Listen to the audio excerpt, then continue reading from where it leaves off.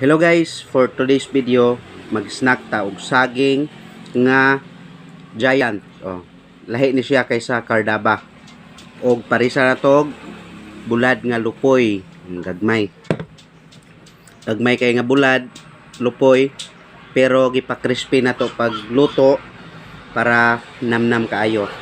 So kining giant nga saging guys, dili kay ni siya tamis, dili siya parehas Cardaba ba nga kugulang kaayo siya, tamis. Dayon mura siya og yellow nga pagkasaging guys. Ang Cardaba puti to siya. Pution nang iyang kuan. Tapos pag buko na to, ang iyaang ilalom medyo murag uga lang. Ang Cardaba mura siya og kanang naitubig ba kay namnaman to siya, namnam, tamis. Dayon kaya siya tabangon lang, pero perfect kay siya ipare sa bulad guys.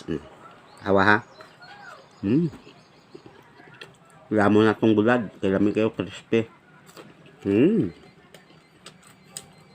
Kanon ta guys. Lami kayo saging.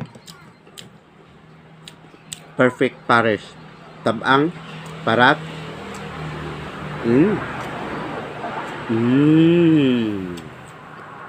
The best. Mga the best kaya nga pang snack diri sa kabukiran guys. Mga itong madali-dali og kuha no. Saging, bulad, or ginamos, or dayok.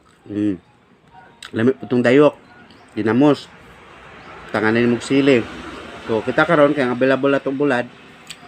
Bulad nga lupoy, pa-crispy lang na to. Lamig na kayo.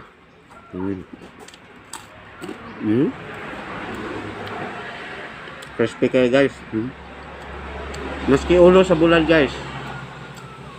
Itong kanon, crispy kayo.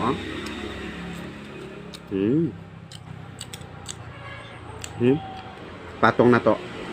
Patong na to ang ulo. Bisag ulo guys. Ayaw ilabay. Kanang gagmay. Kay lami kayo na. Crispy kayo na. The best.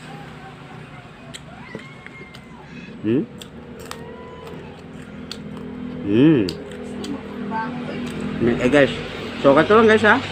Kamu po da pag isak na mo saging, depende na ninyo unsay yung pares. Basta enjoy sa pagkaon. Thank you for watching.